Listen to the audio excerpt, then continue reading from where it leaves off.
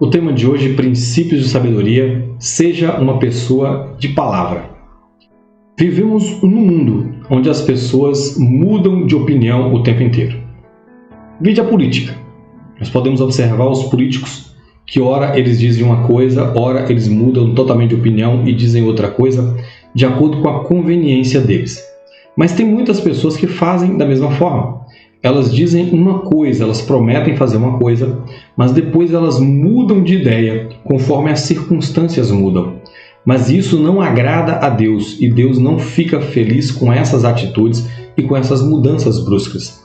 É por isso que Salomão nos dá uma importante orientação com respeito às nossas promessas a Deus. Olha o que ele diz lá em Eclesiastes, capítulo 5, a partir do versículo 1.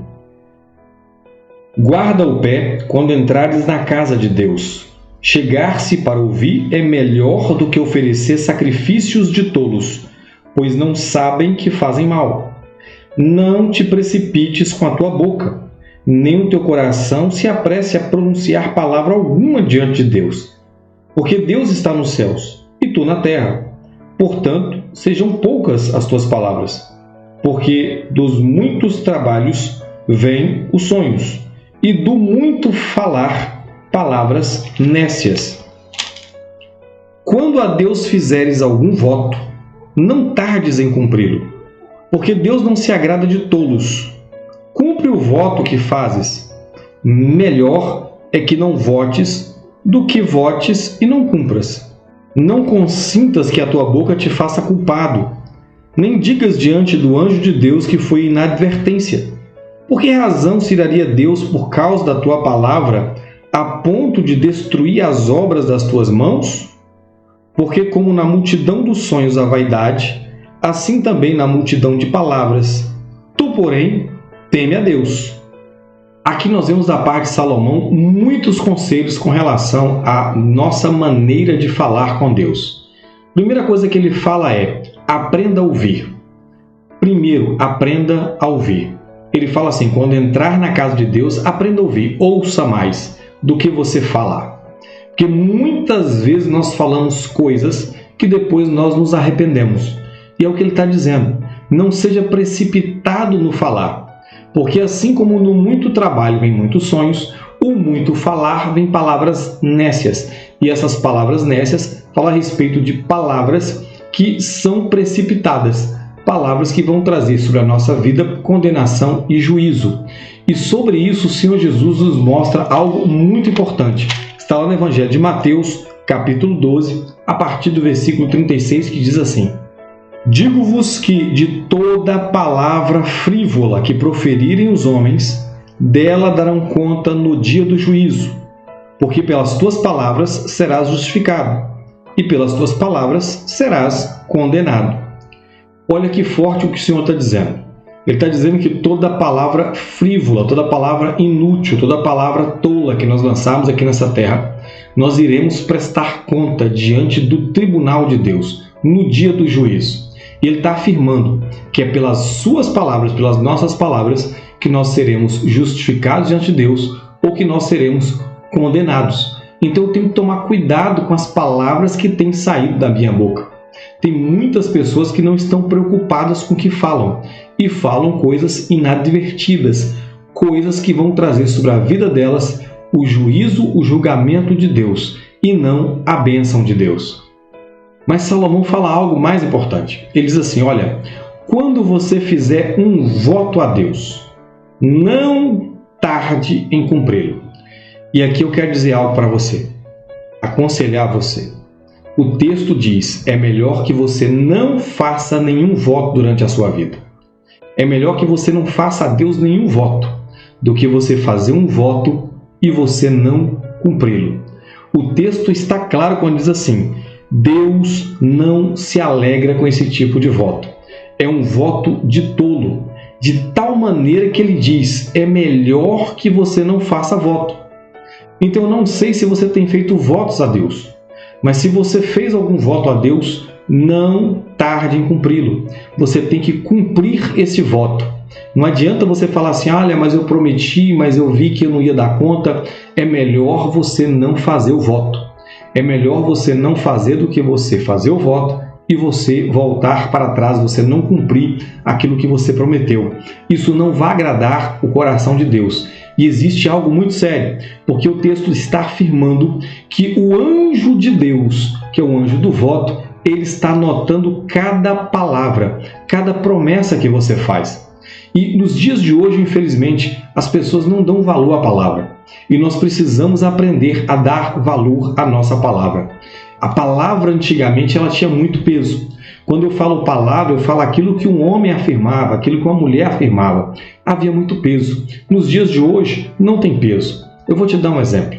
No dia do casamento, qual foram as promessas que você fez para o seu cônjuge? Você prometeu para ele, o seu cônjuge, que você iria amá-lo, que você iria honrá-lo, que você iria respeitá-lo, que você seria fiel até a morte e que você estaria na saúde e na doença, na alegria e na tristeza. Você estaria na bonança e você também estaria nos momentos da falta de alimento, no momento da falta na finança. E você tem cumprindo isso? Porque tem muitas pessoas que fazem esse voto, que fazem essa promessa, e isso está sendo anotado diante de Deus. Veja que isso é sério. Isso está sendo anotado diante de Deus. Cada promessa, cada palavra que você faz aqui. Mas você pode dizer assim, irmão, mas essa palavra que eu estou falando aí foi para a pessoa, não foi para Deus, mas foi diante de Deus e anotou isso aí. O anjo dele anotou tudo que você falou. E um dia você vai prestar conta. O Senhor Jesus afirmou, você vai prestar conta de toda palavra que você falou aqui nessa terra. Então não pense que aquilo que você tem falado, a palavra que você tem empenhado para com as pessoas, para com os relacionamentos que você tem, que isso não é válido diante de Deus. Nós temos um exemplo sério na Bíblia. Josué, junto com o povo de Israel, havia dado ali proteção a um povo chamado Gibeonitas, porque achou que esse povo de Gibeão era de um lugar muito longe, muito distante. Depois eles descobriram que a terra dos Gibeonitas era lá em Canaã e que Deus havia dado aquela terra para eles. Mas como eles fizeram aliança com esse povo, eles não puderam expulsar esse povo dali. Anos mais tarde, Saul resolveu matar esses Gibeonitas e persegui-los, e a sentença ou o juízo chegou no momento ao qual Davi estava no trono, estava reinando em lugar de Saul.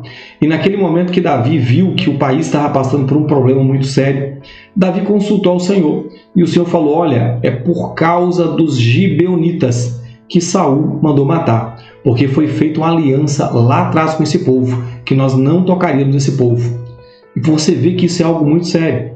Deus leva a sério cada palavra, cada aliança, cada promessa que você faz, não apenas com Ele, também com as pessoas à sua volta, também com o cônjuge, também com o colega, também com o patrão, também com um amigo, também com o seu sócio. Deus leva a sério cada palavra que você firma. E como nós falamos de voto, eu quero dizer para você, o voto é algo tão sério que você não pode voltar atrás. Olha o exemplo que nós temos lá em Juízes, no capítulo 11, a partir do versículo 29, que mostra um voto que foi precipitado. Olha o que diz. Então o Espírito do Senhor veio sobre Jefté, e atravessando este por Gileade e Manassés, passou até Mispa de Gileade, e de Mispa de Gileade passou contra os filhos de Amon. Fez Jefté um voto ao Senhor e disse, se com efeito me entregares os filhos de Amon nas minhas mãos, quem primeiro da porta da minha casa me seu encontro, voltando eu vitorioso dos filhos de Amon, esse será do Senhor, e eu oferecerei holocausto. Assim Jefté foi de encontro aos filhos de Amon a combater contra eles, e o Senhor os entregou nas mãos de Jefté. Este os derrotou desde Aroer até as proximidades de Minite, 20 cidades ao todo, e até Abel-Queramim, e foi muito grande a derrota. Assim foram subjugados os filhos de Amon diante dos filhos de Israel. Vindo, pois, Jefté a Mispa, a sua casa, saiu-lhe a filha ao seu encontro, com adufes e com danças, e era ela filha única. Não tinha ele outro filho nem filha. Quando a viu, rasgou as suas vestes e disse, ah, filha minha, tu me prostras por completo. Tu passastes a ser a causa da minha calamidade, porque fiz voto ao Senhor e não tornarei atrás. Aqui nós temos uma história muito triste, a qual Jefté faz um voto precipitado. Ele voltou que a pessoa que saísse ou quem saísse da porta da sua casa de encontro a ele seria oferecido em holocausto a Deus, em sacrifício a Deus. E quem foi que saiu? A sua única filha. E ele falou: eu não posso voltar atrás no voto que eu fiz. E eu quero dizer para você, não faça voto se você não tem condições de cumprir, se você sabe que você não vai cumprir.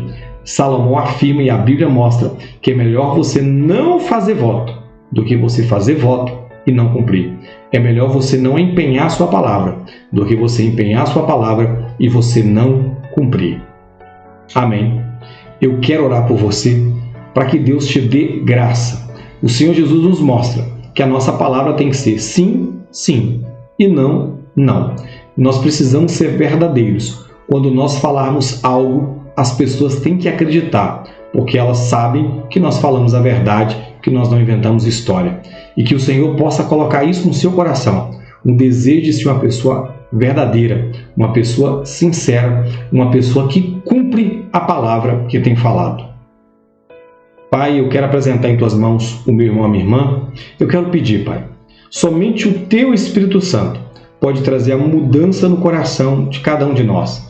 Uma mudança no coração para vivermos uma vida em verdade, uma vida no Espírito, uma vida cumprindo aquilo que lhe apraz. Eu te peço, Pai, se fez o meu irmão ou a minha irmã algum voto ao Senhor e não tem cumprido, eu te peço, traga a memória deles, para que eles cumpram esse voto que eles fizeram. Que eles sejam pessoas, Pai, de palavra, pessoas que são verdadeiras, pessoas que quando dizem algo, elas vão cumprir aquilo que estão falando. Seja diante de Ti, seja diante das pessoas aqui na terra, que sejam pessoas confiáveis, pessoas que empenham a Sua palavra e são fiéis em cumprir aquilo que tem falado. Eu peço em favor dessa casa, que a Tua bênção, a Tua graça, o Teu amor, a Tua provisão, que as Tuas promessas sejam com cada um deles, em nome de Jesus. Amém, queridos.